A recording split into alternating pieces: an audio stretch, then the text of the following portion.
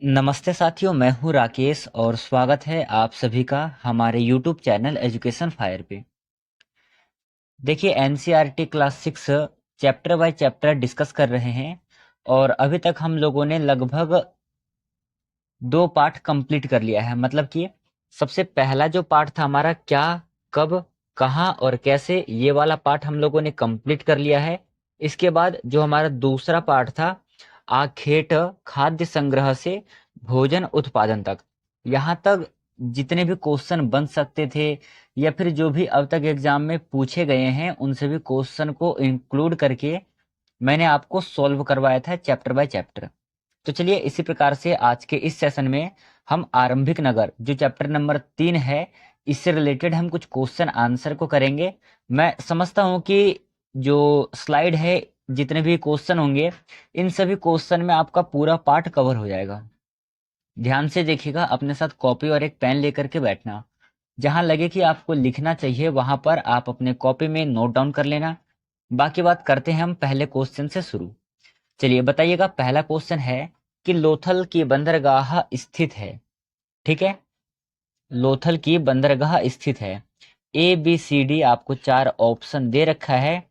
चारों ही ऑप्शन में से कौन सा ऑप्शन सही है?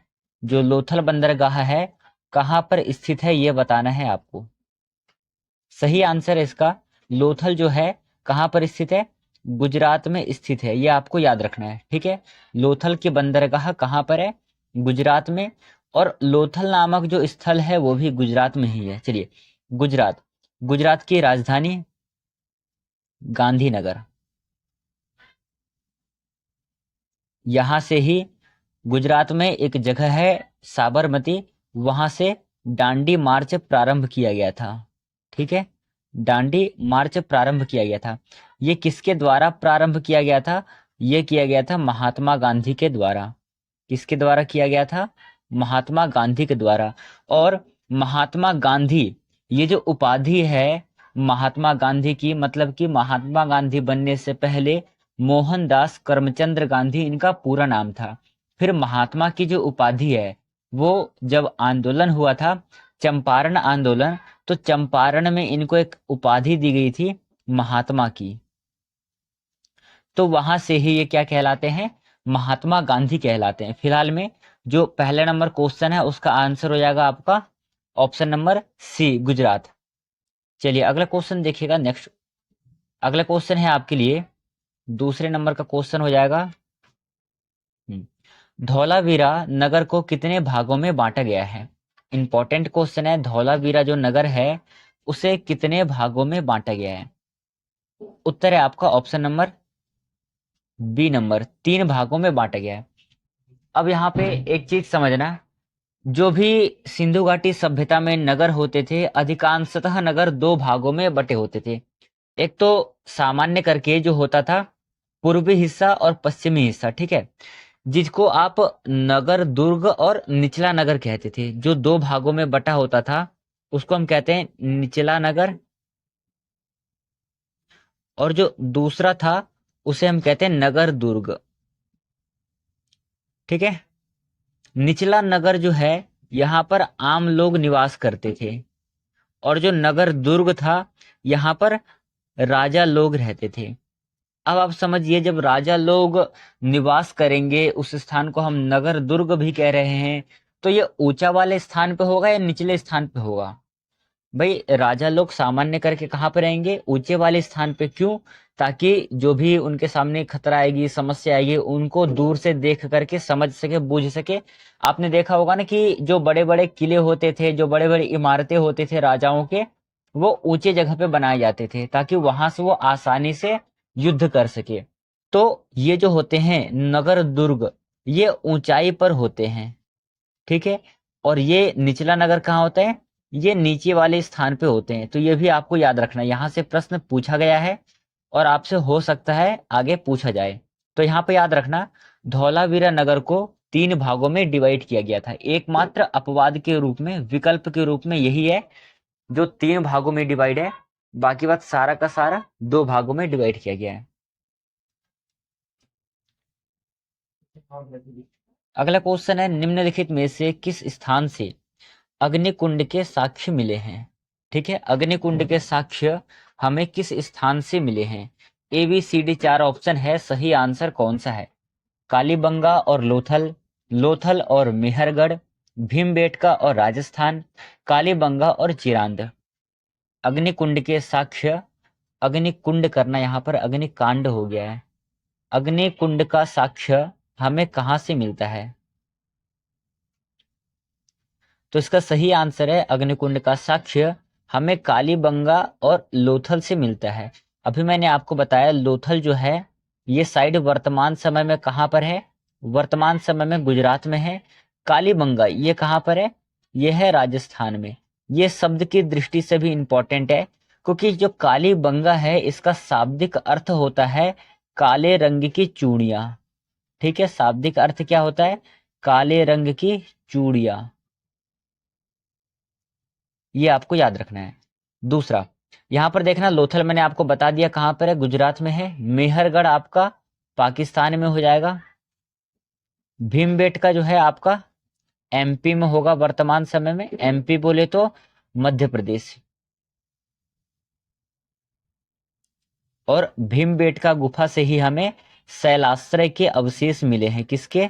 रॉक शेल्टर के अवशेष मिले हैं, शैलाश्रय के अवशेष। और याद रखना चिरांद जो है ये कहां पर स्थित है? चिरांद बिहार में स्थित है, ये भी आपको याद रखना है। और चिरांद से जो हड्डियों के बने औजार होते हैं इसका प्रमाण मिला है हमें चिरांद से। तो यहाँ पर जो इस क्वेश्चन का आंसर होगा तीसरे नंबर के क्वेश्चन का, ऑप्शन नंबर ए आपका सही आंसर हो जाएगा। चलिए अगले देखना, नेक्स्ट क्वेश्चन है हड़प्पा के लोग सोने का आयात कहां से करते थे? इसका उत्तर है ऑप्शन नंबर डी, कर्नाटक से सोने का आयात करते थे। ऑप्शन नंबर यहां पर डी सही हो जाएगा। ऊपर आपको दे रखा है ईरान, अफगानिस्तान, राजस्थान, ये क्या चीज है? तो आपको याद रखना है जो ईरान और अफगानिस्तान है इन दोनों ही जगह से टीन का आयात होता था। ठीक है, टीन का आयात होता था। और जो राजस्थान है, आपने ध्यान दिया होगा एनसीईआरटी जब पढ़ रहे होंगे, तो राजस्थान से किस चीज का आयात किया जाता है? तांबे का। ठीक है, तांबे का आयात होता है। तो ये भी आपको याद रखना है। फिलहाल में इस क्वेश्चन का आंसर है ऑप्शन नंबर डी। चलिए अगला क्वेश्चन है हड़प्पा सभ्यता के लोग डैश की मुहरें बनाते थे?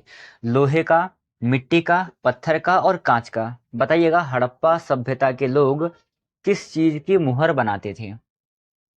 इसका उत्तर हो जाएगा आपका ऑप्शन नंबर सी, पत्थर की मुहर बनाते थे। ठीक है, ऑप्शन नंबर सी सही आंसर है। देखिएगा हड़प्पा सभ्यता, इसके जो खोज करता है,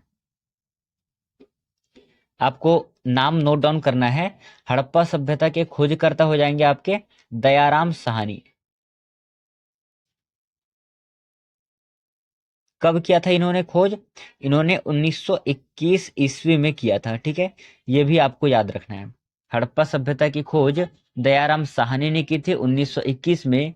और हड़प्पा सभ्यता के जो लोग हैं वो पत्थर की मुहर बनाते थे। ऑप्शन नंबर सी सही आंसर है। चलिए छठा क्वेश्चन है चांदी के फूलदान के प्रमाण हमें कहाँ से मिलते हैं? ठीक है, किसके? चांदी के फूलदान के प्रमाण हमें कहाँ से मिलते हैं? ए बी सी डी सही आंसर है इसका ऑप्शन नंबर बी। मोहनजोदड़ो से हमें हड़प्पा सभ्यता सॉरी चांदी के फूलदान का प्रमाण मिला है।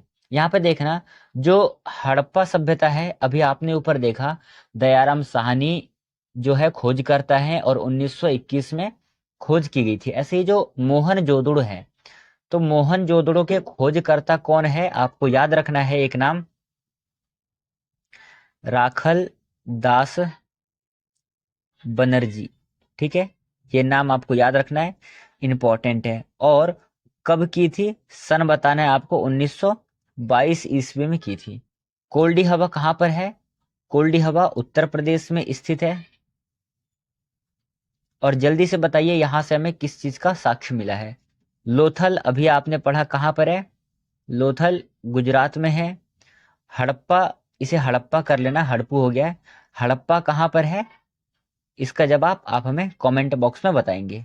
चलिए यहाँ पर देखिएगा, जो कोल्डी हवा है, यहाँ से हमें चावल के अवशेष मिले हैं, ये भी आपको याद रखना है। तो ये इतने क्वेश्चन आपको याद रखना है, इंपॉर्टेंट है आपके लिए। खास करके छठे नंबर क्वेश्चन का आंसर हो जाएगा आपका option number B, Mohenjodaro right answer है। चलिए अगला क्वेश्चन करना है। अगला क्वेश्चन है, हड़प्पा के लोग टीन का आयात कहां से करते थे? टीन का आयात कहां से करते थे? इसका सही आंसर हो जाएगा, टीन का आयात ईरान से करते थे और अफगानिस्तान से। तो ए और बी यहाँ पर दोनों ही सही आंसर हो जाएगा। तो ऑप्शन नंबर सी सही आंसर है कि ईरान से और अफगानिस्तान दोनों ही जगहों से हड़प्पा सभ्यता के जो लोग थे वो टीन का आयात करते थे। ठीक है, इतना आपको याद रहेगा। चलिए आगे देखिएगा। अगला है, हड़प्पा के लोग तांबे का आयात कहां से करते थे? अब तक देखिए, इसको छोड़ करके दो क्वेश्चन ऑलरेडी पूछा जा चुका है, जैसे कि हड़प्पा सभ्यता के जो लोग हैं वो राजस्थान से किस चीज का आयात करते थे? तो वहां पर आपका था तांबे का। हालांकि जो तांबे का आयात था वो राजस्थान और ओमान दोनों ही जगहों से किया जाता है। तो इसका आंसर हो जाएगा ए और बी दोनों सही है, क्योंकि तांबे का जो आयात है वो राजस्थान और ओमान दोनों ही जगहों से किया जाता है। अब एक बार एक ही स्लाइड पे पूरा लिख लेना। यहाँ पर तो हो गया तांबे का आयात कहाँ से किया जाता है। इसके बाद जो टीन का आयात है, ठीक है, टीन, इसका नोट डाउन करना आप। टीन का आयात होता है ईरान और अफगानिस्तान।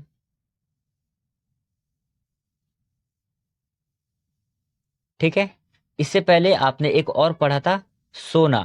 तो सोने का आयात कहाँ से होता है? सोने का आयात होता है कर्नाटक से। इसके बाद एक और नोट डाउन करना, जो भी बहुमूल्य पत्थर है, ठीक है, बहुमूल्य पत्थर, इसका आयात कहाँ से होता है? तो आपको याद रखना है, इसका आयात होता है प्यारे साथियों गुजरात से। तो ये चार क्वेश्चन आपको याद रखना है, कभी भी कैसे भी आपसे प्रश्न को उल्टा सीधा करके पूछा जा सकता है, आपको हर एक परिस्थिति के लिए तैयार रहना है। यहां पर इसका ऑप्शन नंबर सी सही आंसर हो जाएगा।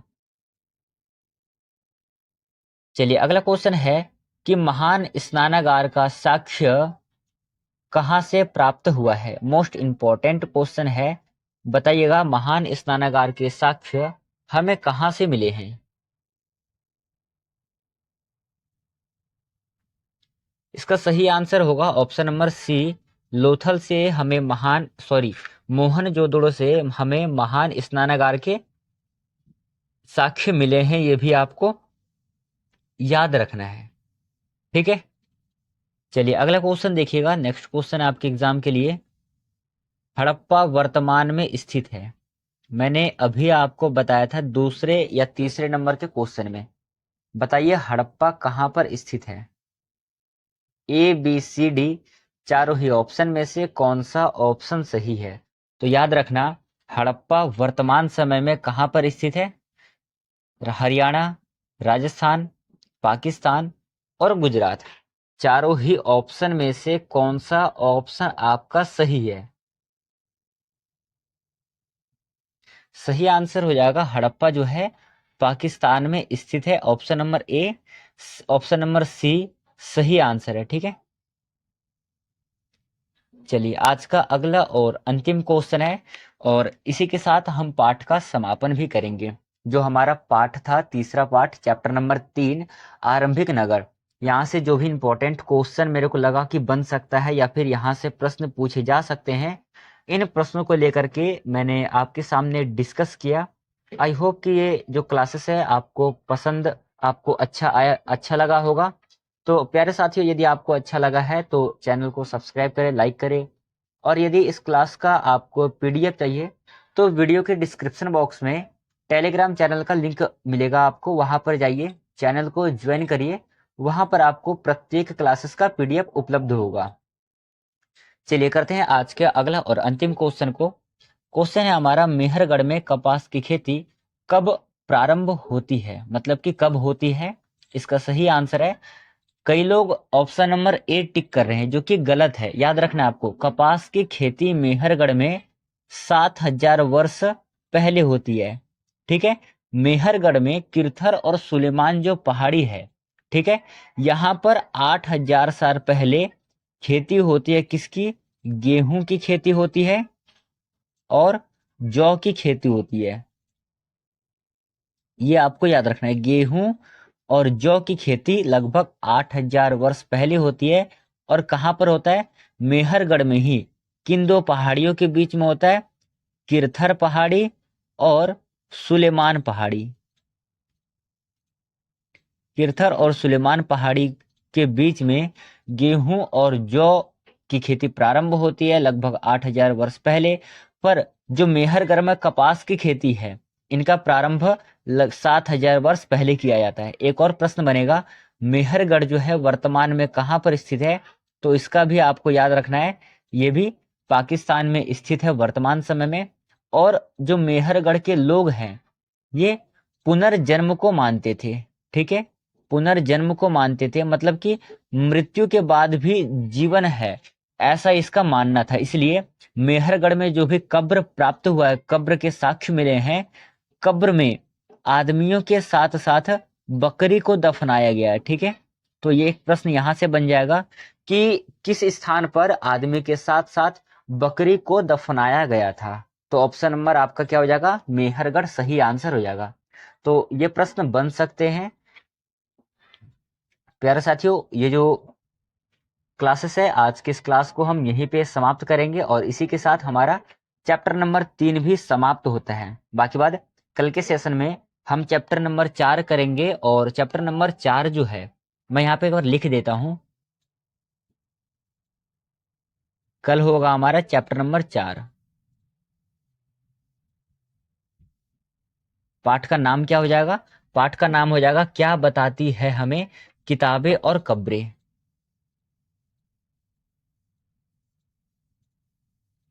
क्या बताती है हमें किताबें और कब्रें।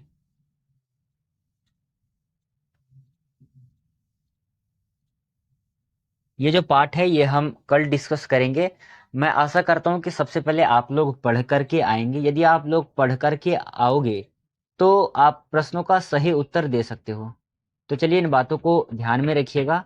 और हम इसी प्रकार से डेली पहले छठी क्लास समाप्त करेंगे, 7वीं 8वीं, मतलब कि सीटेट के पेपर से पहले हम एनसीईआरटी का संपूर्ण पूरा बढ़िया तरीके से हम पाठ को पूर्ण करेंगे और बाद में हम पीवाईक्यू के ऊपर डिस्कस करेंगे।